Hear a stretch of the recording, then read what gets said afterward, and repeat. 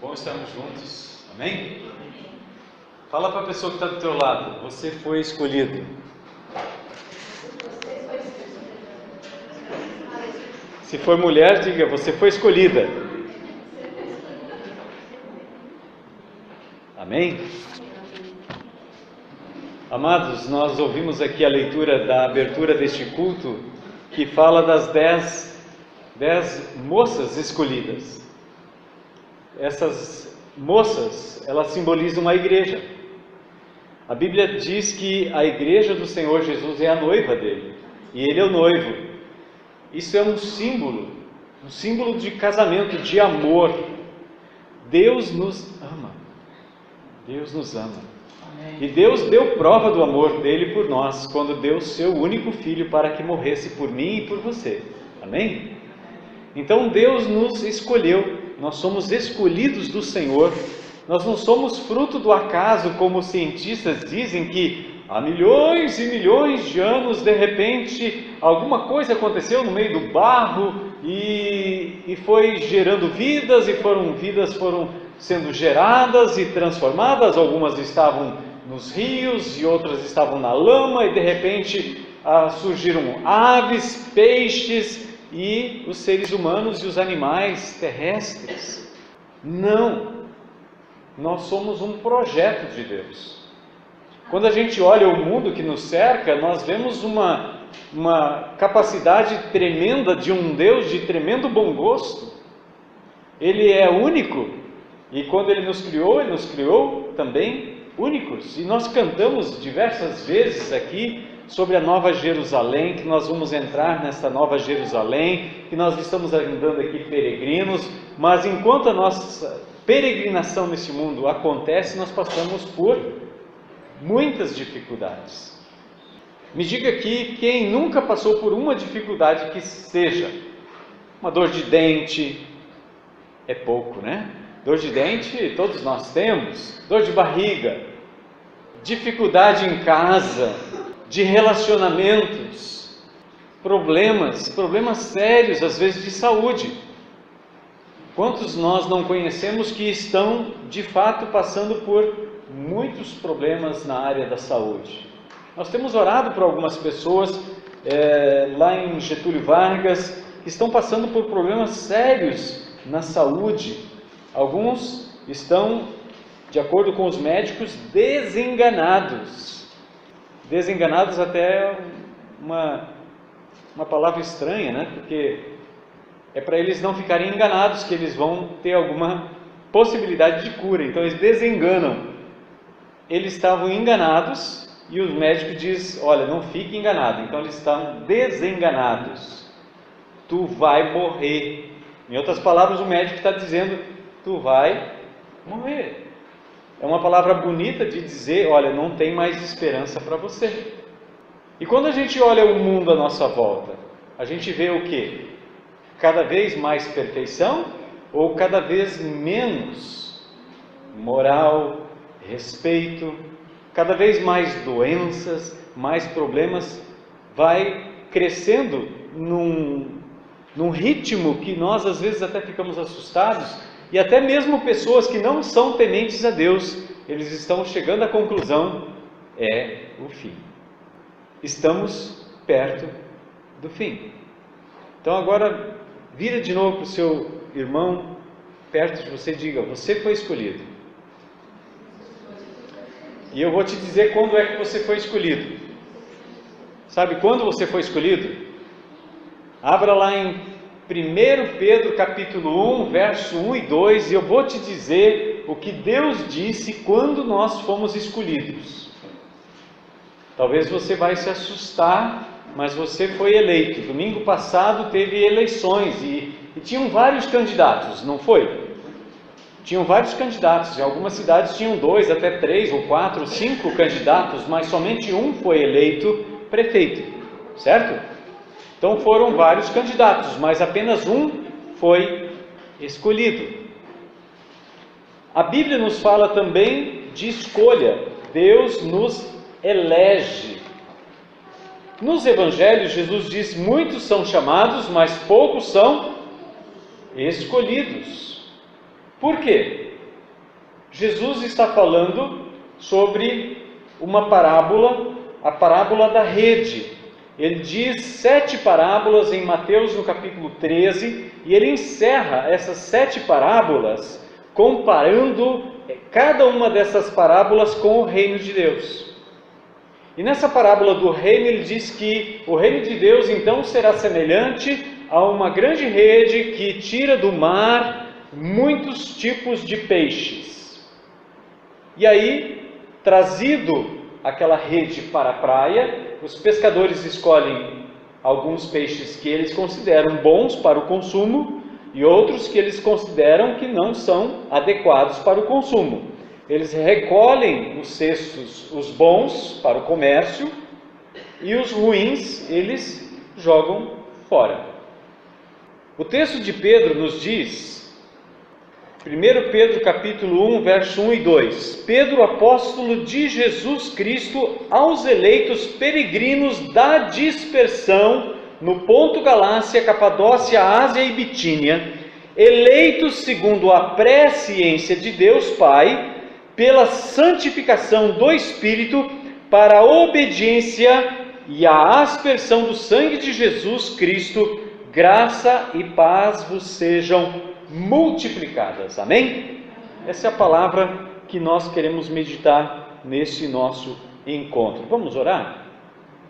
Pai querido, nós agora nos rendemos de coração e mente ao governo do Espírito Santo, que através desta palavra do apóstolo Pedro, que andou com Jesus e aprendeu do Senhor Jesus, esta palavra, cheio do Espírito Santo, nos traz esta palavra de direção, de orientação, de consolo, mas também muitas vezes de correção, para que nenhum de nós seja encontrado naquele dia, como nós vimos na leitura do Santo Evangelho, despreparado, como aquelas 5 jovens nécias que não prepararam, não encheram as suas vasilhas, mas ao contrário disso, nós queremos ser como aquelas 5 prudentes. Queremos ter não somente a nossa vida consagrada ao Senhor, mas também termos boas obras, boas ações para apresentar o Senhor naquele dia quando Jesus voltar. Pai, nessa certeza e nesta confiança de que o Senhor mesmo está aqui, nos orientando, nos dirigindo a mente e o coração, nós te louvamos desde já por essa palavra, no nome precioso de Jesus.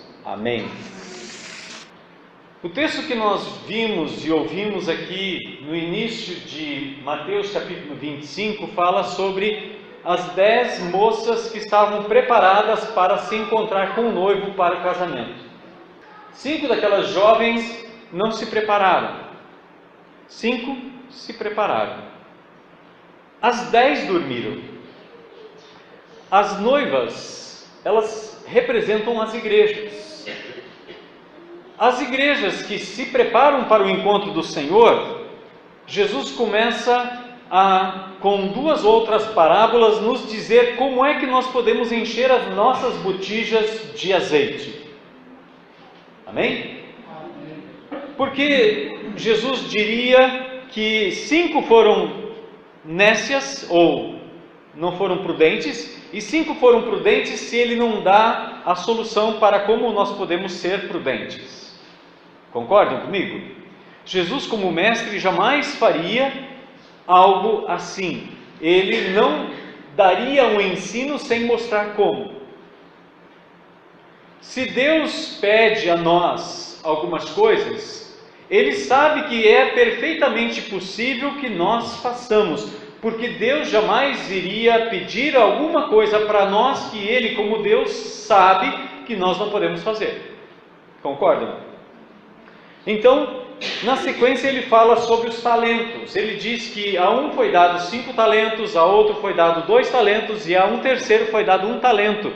E aqueles 2 primeiros foram e logo negociaram aqueles talentos. Mas aquele terceiro, ele enterrou o talento. Concordam com esse texto? É isso que está escrito lá mesmo? Vamos dar uma olhada então em Mateus 25. E logo depois nós voltamos para 1 Pedro. E aí ele fala No versículo 24, então, ele fala daquele que recebeu um talento. Olha só. Por fim, Mateus 25, verso 24. Por fim, chegando o que havia recebido um talento, disse: Senhor, eu sabia que és um homem severo, que colhes onde não semeaste e recolhes onde não plantaste. Então fiquei com medo e fui esconder na terra o teu talento. Aqui tens o que é teu. Parece que ele foi prudente. Não parece? Ele, sabendo quem Deus era, ele disse: olha, eu sei que o Senhor é justo, é correto, é isso, é aquilo, é poderoso. E aí eu fiquei com medo de ti, e eu escondi o teu talento. Os outros foram lá e negociaram o seu talento. Eles negociaram a sua fé. Está certo esse termo? Negociar a fé? Eu não sei se você concorda comigo, mas me deixa explicar um pouquinho melhor. Se a nossa fé não vale nada, ela não pode ser colocada em avaliação. Concordam?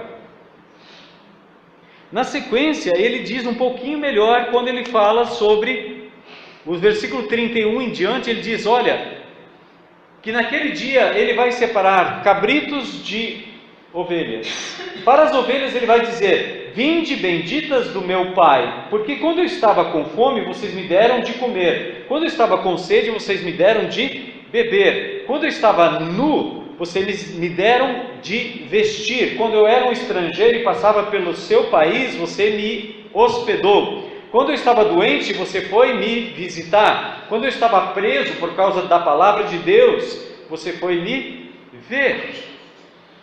Então eles vão perguntar: mas quando é que a gente viu o Senhor nessa ou daquela situação? Ele diz: quando vocês fizeram isso a um desses pequeninos irmãos que creem em mim. Essa é a maneira como eu e você podemos encher a nossa botija de azeite. São as nossas boas obras. Aqueles dois o que recebeu 5 talentos, ele foi e negociou. O que recebeu 2 talentos, ele foi e negociou. O que recebeu 1 talento, ele foi e enterrou. E o resultado da palavra do Senhor para aquele servo foi: servo mau e relaxado. Em outras palavras, negligente. Você sabia, você conhecia, você me conhecia. A Bíblia não diz que aquele que tinha recebido 5 talentos, ele conhecia muito bem. A Bíblia não diz que aquele que recebeu 2 talentos, que ele tinha um conhecimento aprofundado do Senhor. Mas aquele terceiro que enterrou o talento, ele tinha um conhecimento vasto. Ele tinha um conhecimento profundo de Deus. Então não adianta nós termos um conhecimento profundo de Deus se nós não colocamos em prática aquilo que Ele nos ensina. Tiago, irmão de Jesus, ele diz no capítulo 1, verso 22, que nós devemos ser praticantes da palavra, não somente ouvintes, porque nós vamos acabar nos enganando a nós mesmos. Agora volta lá para 1 Pedro capítulo 1. Eu te convido a olhar 5 versículos depois de onde nós lemos. Olha o versículo de número 7. A pergunta que eu fiz antes foi: será que nós podemos negociar a nossa fé? Mas olha só o que o versículo 7 nos diz: para que a comprovação da vossa fé, mais preciosa do que o ouro, que perece, embora provado pelo fogo, redunde em louvor, glória e honra na revelação de Jesus Cristo. Se nós pegarmos a nossa fé em Deus e nós escondermos no nosso quarto, na nossa vida particular com Deus, só nós e Deus, nós não estamos fazendo como aquele homem que escondeu um talento? Se a nossa fé não pode ser colocada em comprovação de que a nossa fé, ela é superior à fé daqueles que acreditam num pedaço de madeira esculpido, num pedaço de gesso, ou acreditam em figa, ou em trevo de 4 folhas, ou em qualquer outro tipo de coisas que se diz que tem que ter fé, se a nossa fé não é superior a essas fé então nós estamos fazendo como aquele homem que enterrou o seu talento, ou como aquelas 5 virgens que não se prepararam para o encontro com o Senhor. E nós sabemos que o Senhor virá. Por isso, nós somos aqui somente peregrinos. Peregrinos. Às vezes nós gastamos muito tempo da nossa vida angariando, juntando riquezas desse mundo. E muitas vezes as pessoas perguntam a respeito da gente e começam a avaliar a gente por aquilo que a gente tem, e não por aquilo que a gente é. Sabe quem eu sou? Pela graça de Deus, eu sou herdeiro do céu. Nós fomos chamados, nós fomos eleitos para receber o céu como herança. Sabe de uma coisa? Se você não sabe como é que é o céu, eu vou te dizer um pouquinho do céu, tá? Não que eu já estivesse lá, mas a Bíblia nos diz como é lá. Sabe o ouro que as pessoas vivem se matando aqui para poder conseguir? Roubam e assaltam?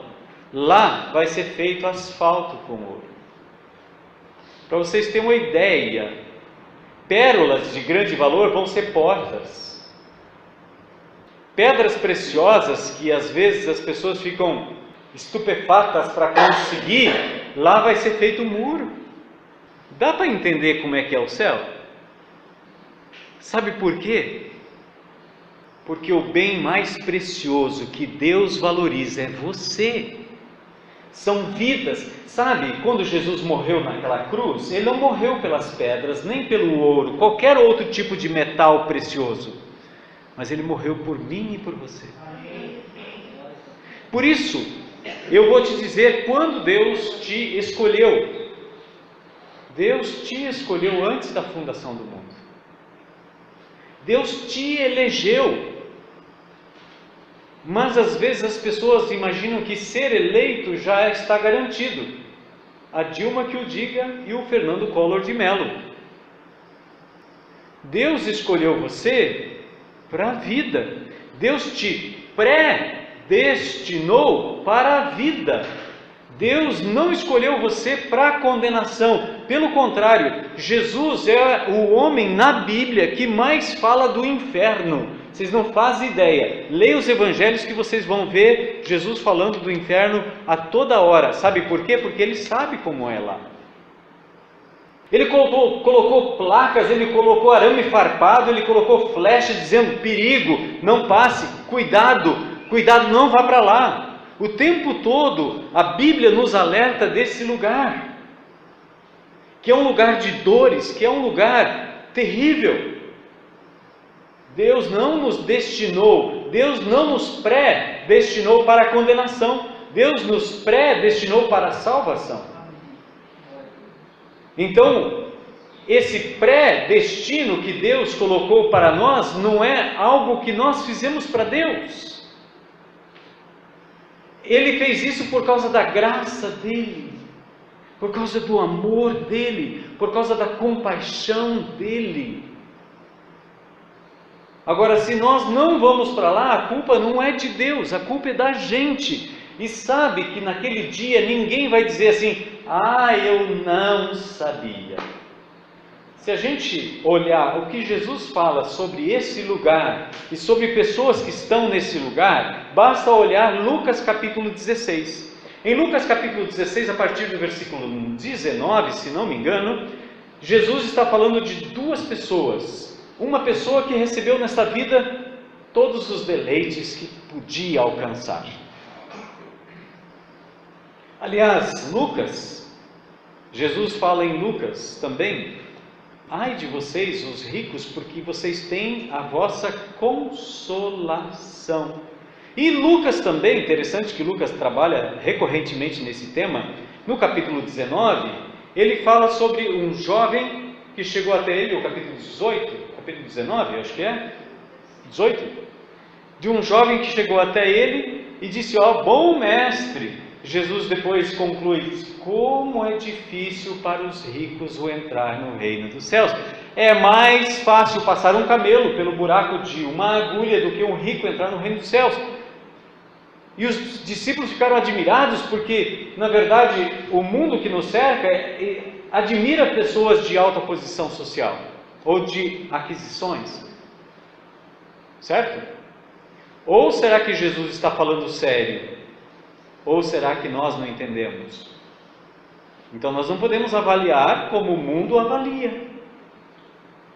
Nós temos que avaliar a vida e as pessoas, o valor de cada um, como Deus avalia. E não como o homem avalia. Aquele homem que enterrou aquele talento, ele avaliou Deus pelo homem. Ele mediu Deus pelo homem. Nós temos que perguntar: qual é a sua opinião, Senhor?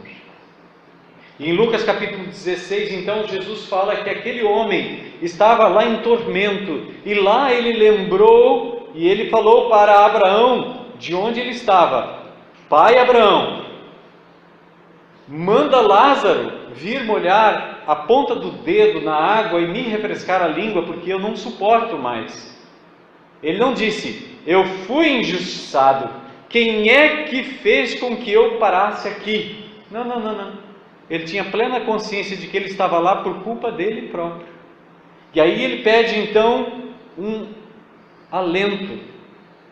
Mas além desse pedido, ele faz um outro pedido. Ele diz: olha, manda Lázaro ressuscitar para avisar meus 5 irmãos, para que eles não venham para cá, aonde eu estou.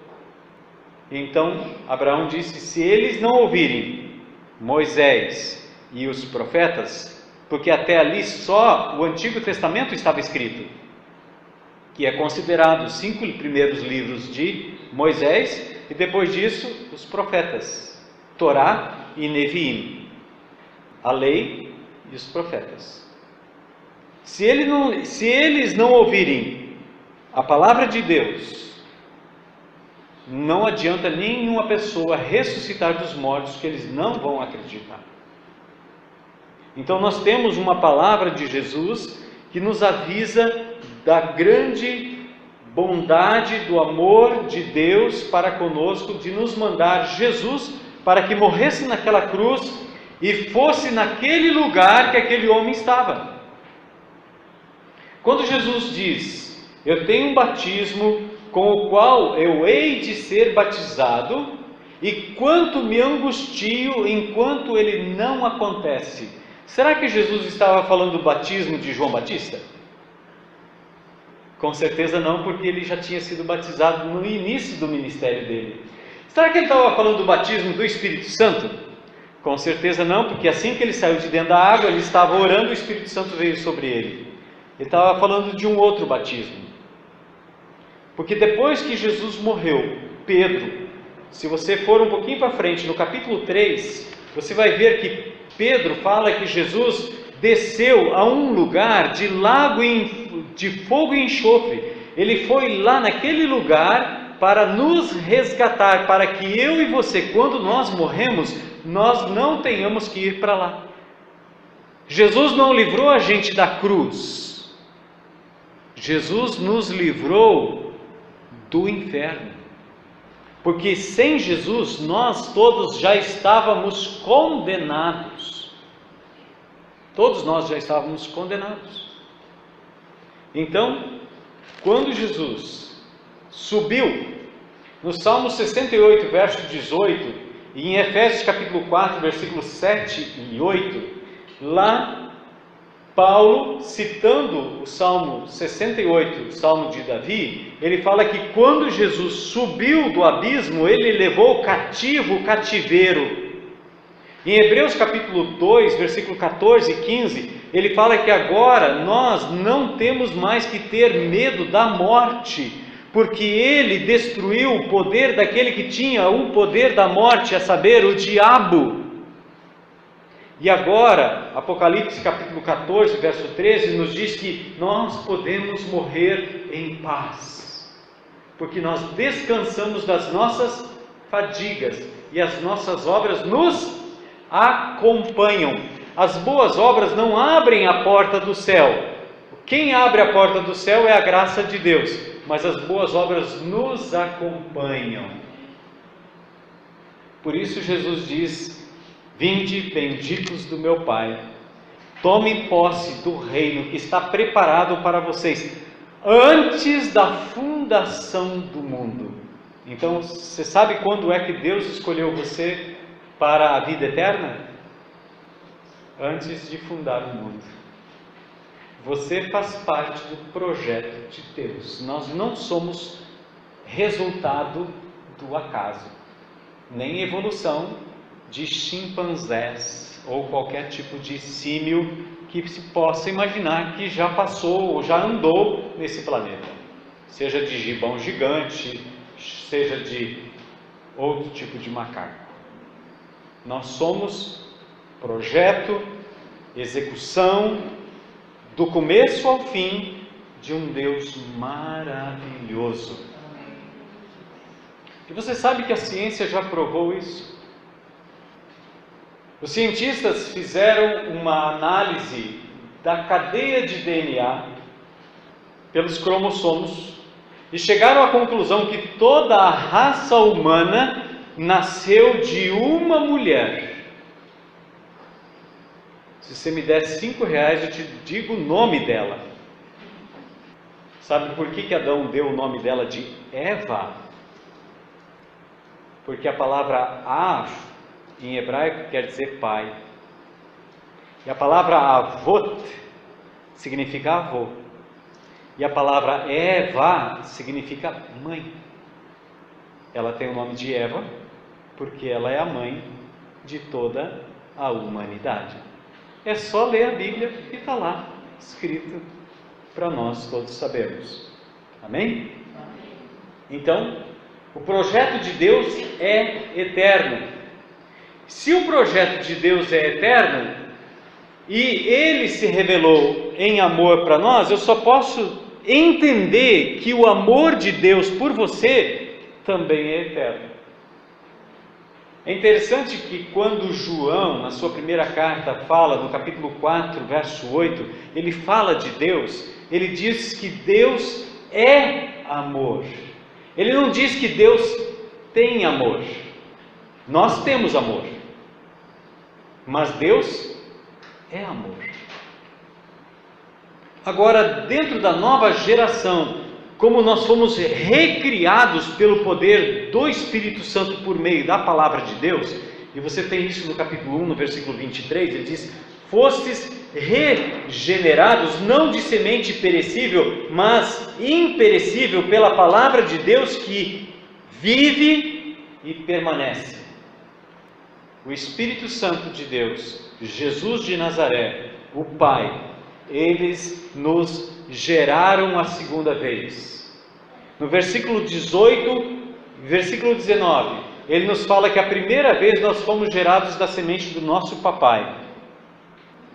Mas na segunda geração, nós somos gerados pela semente de um outro pai, de Deus. E é por isso que nós podemos chamar Deus de Pai. Porque Ele nos gerou de novo pelo poder da palavra dele. O preço pago já era conhecido antes da fundação do mundo.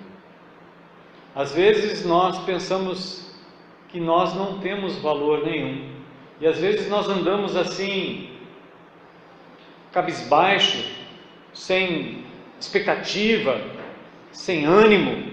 Às vezes a gente pensa que de fato nós não temos valor, mas Deus dá um valor maior do que o ouro para você, maior do que a prata. Só você olhar o versículo 18: sabendo que não foi com coisas perecíveis, como prata ou ouro, que fostes resgatados da vossa maneira fútil de viver, recebida por tradição dos vossos pais. Primeiro nós recebemos por tradição dos nossos pais a própria vida. Depois nós recebemos a língua, nós aprendemos a falar. Depois nós recebemos ações, nós aprendemos hábitos com os nossos pais. E muitos desses hábitos estão contrários à vontade de Deus. Muitos dos hábitos que nós aprendemos na nossa cultura estão totalmente contrários à vontade de Deus. Aí às vezes a pessoa diz, não, que aqui a cultura é gaúcha. Não, nós não temos uma cultura. Nós não fomos formatados dentro de uma cultura paulista, carioca, a minha seria então a capixaba, a mineira, a catarinense ou gaúcha. Nós não fomos formatados para isso. Nós fomos comprados, nós fomos resgatados agora para pertencer a uma outra cultura, a cultura do céu. E nós temos que começar a mudar a nossa maneira de pensar, isso que Paulo fala em Romanos 12, 1 e 2, transformar-vos pela renovação da vossa mente. Por quê? Porque nós recebemos uma tradição que não vem do céu, vem da terra. Então nós precisamos mudar a nossa maneira de pensar. Por isso Pedro diz que essa carta dele é para quem entende que é um peregrino. E a palavra desperto ou dispersão significa que estão espalhados no mundo inteiro, inclusive em sertão. E eu e você fazemos parte desses peregrinos dispersos. Nosso destino não é o Brasil, nosso destino é o céu. O preço pago por nós não foi 200 mil reais, 100 milhões, como compra um jogador de futebol. Nós não estamos à venda. Deus não está nos colocando à venda. Deus não está nos colocando à venda. Aliás, quando Jesus morreu na cruz, Ele não veio para morrer, para pagar para o diabo o nosso resgate. O diabo não tem nada. Ele não tem nada. A única coisa que ele tem é que ele usurpou, ele tomou, não é dele, não pertence a ele. Nós pertencemos a Deus. Ele é o nosso proprietário. Em segundo lugar, nós somos eleitos pela santificação do Espírito. Em primeiro lugar, nós somos peregrinos eleitos segundo a presciência do Pai. Antes da fundação do mundo, nós fomos eleitos. Segundo, nós fomos eleitos pela santificação do Espírito. A ação do Espírito Santo sobre nós é para produzir santidade. Olha o versículo 16. O que Deus afirma? Sereis santos, porque eu sou santo. Agora, será que Deus faria para nós uma exigência que é impossível de ser alcançada? Será que Deus teria nos dado uma tarefa que é impossível de ser alcançada? Pela nossa carne, com certeza. Por nossas próprias forças, com certeza nós não conseguimos. Mas nós podemos, pela ação do Espírito Santo de Deus em nós. É o Espírito Santo que vai nos purificando, é o Espírito Santo que vai nos santificando, é o Espírito Santo que nos vai tornando cada dia mais parecidos com Jesus. Amém? Amém. O projeto de Deus é a nossa santificação. A santificação é um processo progressivo. Muita gente pensa que creu em Jesus e já está santo, está perfeito. Não, às vezes nós temos algumas linguagens que não são adequadas. Eu me lembro quando eu estava no quartel em São Leopoldo, morando na Grande Porto Alegre, eu aprendi a falar com os meus iguais, os meus colegas do quartel, os meus amigos. E a gente falava português, mas era um português que as pessoas mais idosas não entendiam. Quando eu voltei para o Paraná, onde meus pais moravam, e eu falava com os meus amigos, eles ficavam assim, Eu, cara, trilegal. Eu falei, está entendendo o que eu estou falando? O cara disse, não, só sei que você está falando português, mas não estou entendendo nada. E eu comecei a pensar, a meditar, a analisar e ver que de fato eu estava falando a linguagem de Porto Alegre e não do Paraná. Eu tive que reaprender a falar. Quando me converti, ou quando o Espírito Santo me converteu, melhor falando, eu tive que reaprender a falar. E assim a gente vai reaprendendo as coisas. Às vezes a gente aprendeu de um jeito, mas a Bíblia diz que é de outro. Então a gente vai fazendo o quê? Vai corrigindo. Na medida da nossa jornada como peregrinos aqui, nós vamos corrigindo o rumo da nossa vida, a maneira de nós pensarmos, a maneira de nós falarmos, os valores que nós damos para as coisas deste mundo.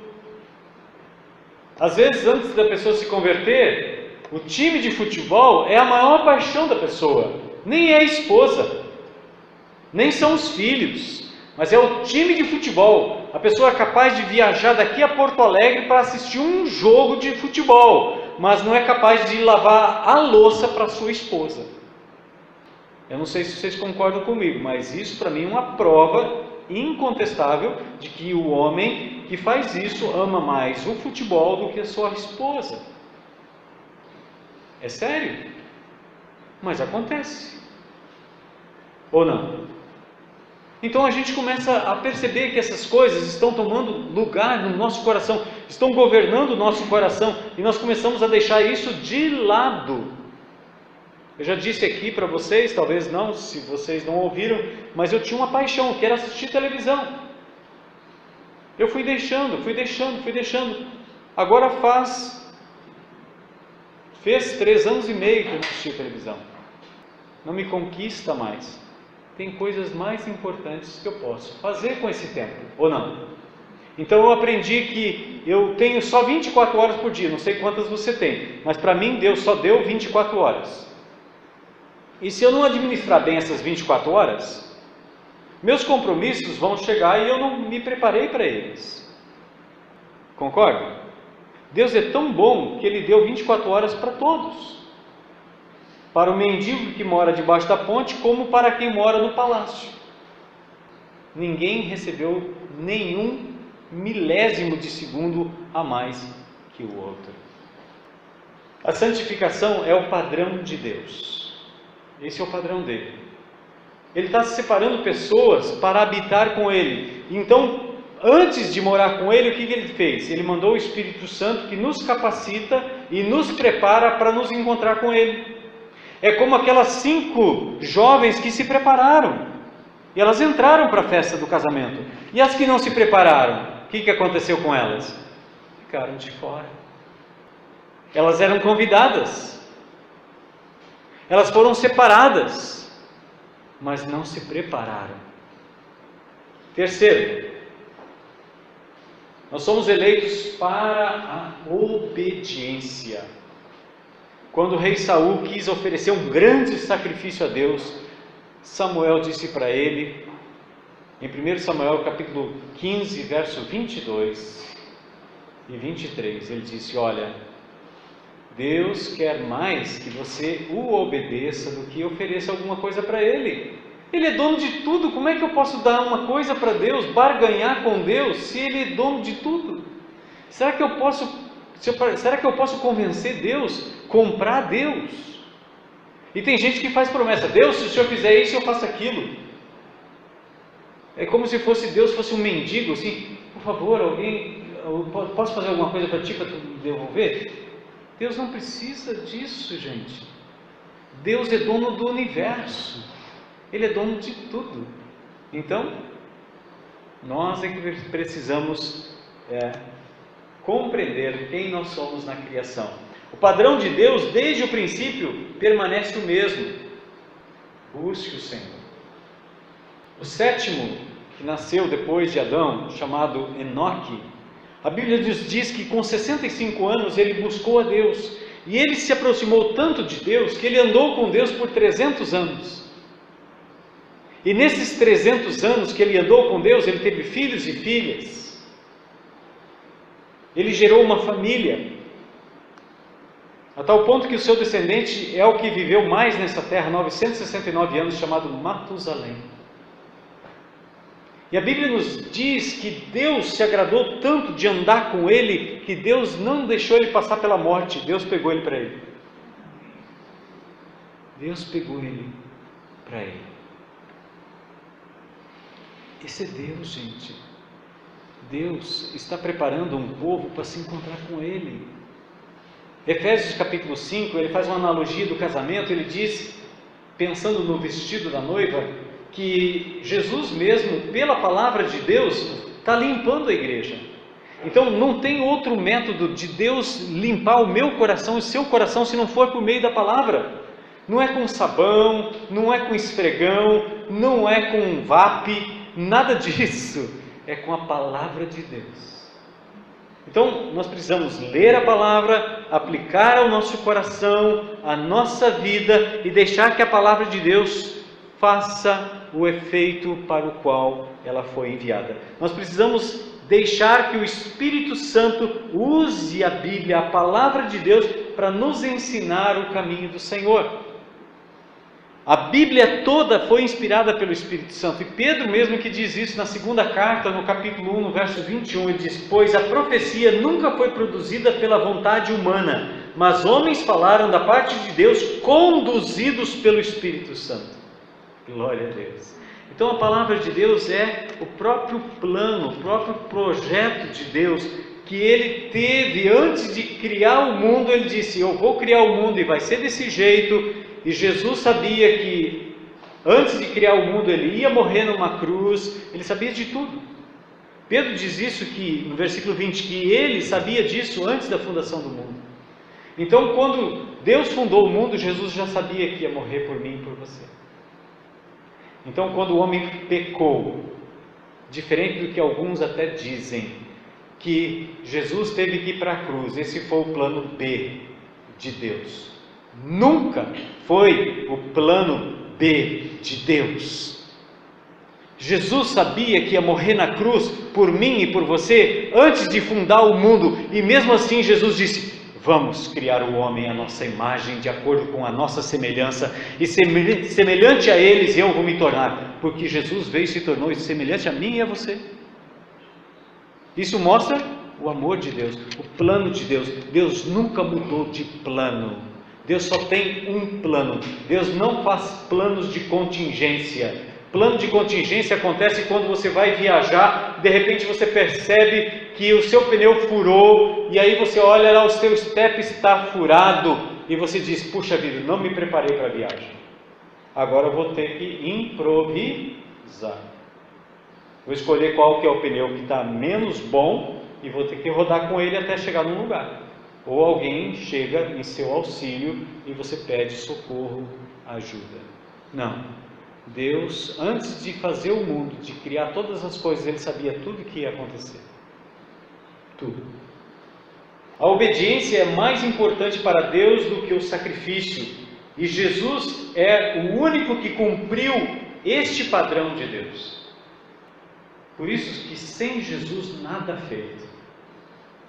Nada feito. Quando nós nos entregamos a Jesus, o Espírito Santo começa a trabalhar em nossa vida, começa a curar as nossas feridas, começa a moldar o nosso caráter, começa a mudar a nossa maneira de pensar, começa a mudar a nossa maneira de falar, a nossa maneira de trabalhar. Se eu era desonesto, agora eu começo a ser honesto. Se eu era um sonegador de impostos, agora eu pago meus impostos. É como aconteceu com Zaqueu. Zaqueu desviava, ele pegava dinheiro, ele era um ladrão, ele era um cobrador de impostos, mas ele surupiava. E aí de repente ele tem um encontro com Jesus. Lucas capítulo 19. E aí ele toma uma decisão: eu vou dar metade disso para os pobres. Eu tinha meu coração nas riquezas, agora meu coração não está mais lá. Agora meu coração está em Deus. Agora eu quero repartir com as pessoas, eu quero ajudar, porque eu quero ter um depósito de óleo para o encontro com o Senhor. E se eu fizer algum mal contra alguém, vou devolver 4 vezes mais, conforme a palavra de Levíticos, que era ordem de Deus. E se eu roubasse um coelho, eu tinha que dar 4 coelhos para pagar a dívida. Havia a necessidade de retratação, de correção.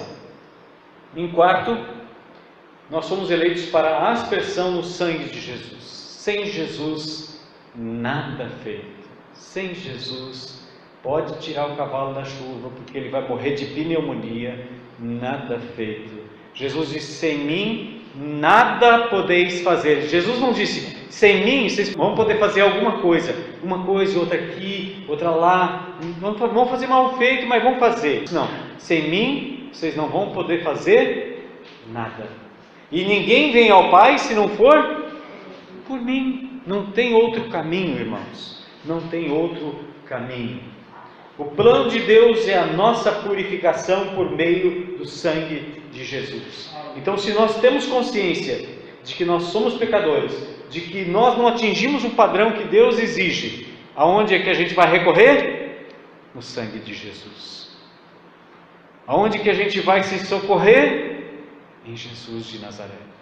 É nele, sempre, sempre e sempre de novo, sempre e sempre de novo, porque Ele é a nossa justiça, Ele é a nossa santificação. Deus é o único que merece toda a glória, crédito pela nossa salvação. Ninguém nessa terra vai chegar diante de Deus e vai dizer assim: Senhor, eu estou aqui porque eu fui uma pessoa boa, não roubei, não matei, não ficava falando da vida dos outros. Ninguém vai chegar lá dessa forma. Aliás, Jesus conta uma parábola de um homem que estava nas bodas, mas não trazia vestes nupciais. E então o dono da festa chegou para ele e disse: amigo, como é que você entrou aqui? Ele não pôde responder uma palavra. E aí Jesus diz que ataram as mãos e os pés dele, e ele foi atirado nas trevas, junto com os ímpios, onde haverá choro e ranger de dentes, não festa. Então Jesus diz: muitos são chamados, poucos são escolhidos. Hoje nós passamos por dores e ranger de dentes, mas o que nos espera é festa. Amém. Quem hoje passa por festa e festa e festa, amanhã vai ranger os seus dentes. É o que aconteceu com aquele homem rico. Jesus disse: na sua vida você se deleitava, você aproveitava a vida, você não deu nem sequer uma migalha para esse homem pobre que estava na porta da tua casa, no portão da tua casa. Era fácil estender a mão. E eu garanto que ele não repartia nem com os irmãos. Tão ganancioso ele era. Ele morreu e a herança dele ficou toda para quem? Para os irmãos. Nós passamos nessa vida, como peregrinos que nós somos, por muitos problemas, por muitas dificuldades. E eu sei que você também passa. Se alguém não passa por dificuldade nessa vida, pode ficar sentado. E quem passa por dificuldade nessa vida, eu peço que se coloque de pé. Quem passa por dificuldade nessa vida, se coloque de pé. Amém?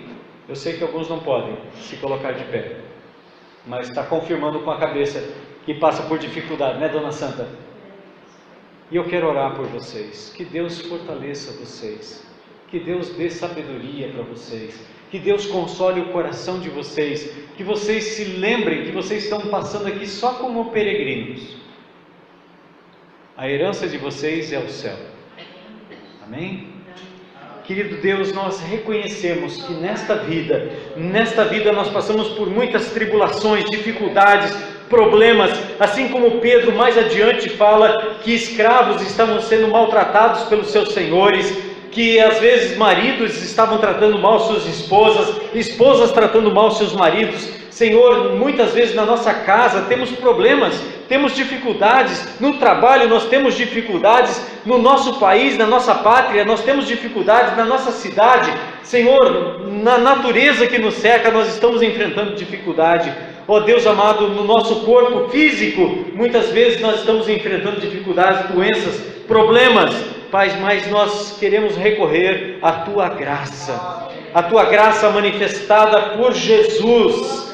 Pai, o Senhor nos deu fé, e a Tua palavra nos diz, nessa mesma carta, que Pedro diz que a nossa fé, ela é mais valiosa, mais preciosa do que o ouro depurado pelo fogo. Por isso, Senhor, nós queremos que o Senhor nos ajude a purificação da nossa fé cada dia mais, para que alcancemos a coroa prometida pelo Senhor, não uma coroa que murcha, não uma coroa que perece, que este mundo oferece para os vencedores, mas estamos buscando uma outra coroa imarcessível, que não murcha, que o Senhor nos dará naquele dia glorioso. Pai, nessa certeza nós queremos viver e andar com o Senhor na direção e pelo poder do Espírito Santo do Senhor. Pai, nós oramos no nome de Jesus, que foi conduzido, dirigido, governado pelo Espírito Santo, que o conduziu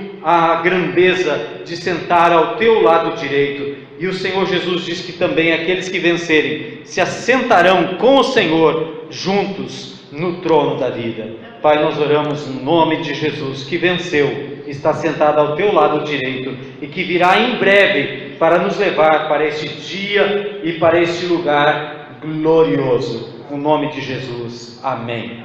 Amém e amém.